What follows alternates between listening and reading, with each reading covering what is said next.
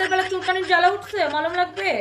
MD Mahmudur Rahman brush app আছে। এটা একটা সিম্পল বলা যায়, মানুষজন এরকম মানে ভিউজের জন্য, যেহেতু আমিও একটু পরিচিত মুখ, রসালো বা আকর্ষণীয় এরকম বা ভিউ বাড়ানোর জন্য এই ধরনের টাইটেল দিয়ে যে সংবাদ প্রকাশ করা, এটা আসলে মানে ঠিক কতটুকু যুক্তিগত।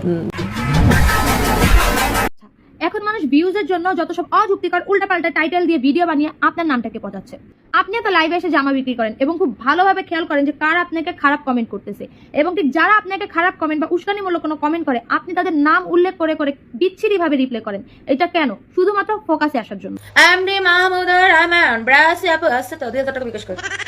আমাদের কাছে অ্যাকচুয়ালি যেসব ব্রা আছে সেসব ব্রার স্টার্টিং প্রাইস হয় 4,500 থেকে। ওকে বেবি, লজ্জা করা উচিত আপনার যে আপনি ভিউজের জন্য লাইভে এসে একটা মেয়ে মানুষ হয়েও বারবার আপনার লেভেলটাকে সবার সামনে দেখা গেছে। কেন রাতের বেলা চুলকানির জ্বালা উঠছে, মলম লাগবে? মলম থেরাপি দিব তোমাদেরকে।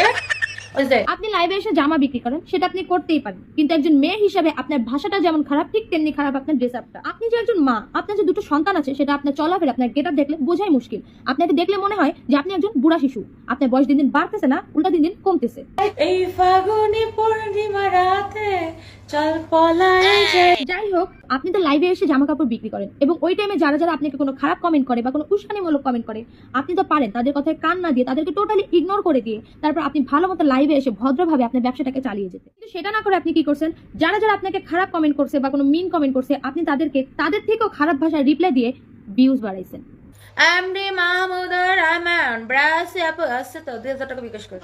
আপনি হয়তো মনে করছেন যে এরকম ছোট ছোট কাপড় চোপড় পরে লাইভে এসে এরকম উল্টাপাল্টা পাগলামো করে নোংরা ভাষা ইউজ করে আপনি ভিউজ কামাবেন। অবশ্য ভিউজ হলে তো, তবে আপনি ভুলে গেছেন আল্লাহ কিন্তু ছাড় দেয় কিন্তু ছেড়ে দেয় না। তিলে তিলে কষ্ট করে আপনি যেভাবে আপনার ব্যবসাটাকে দাঁড় করাইছিলেন, ঠিক এক ঝটকায় আপনার পুরো রেপুটেশনটা কিন্তু নষ্ট হয়ে গেছে।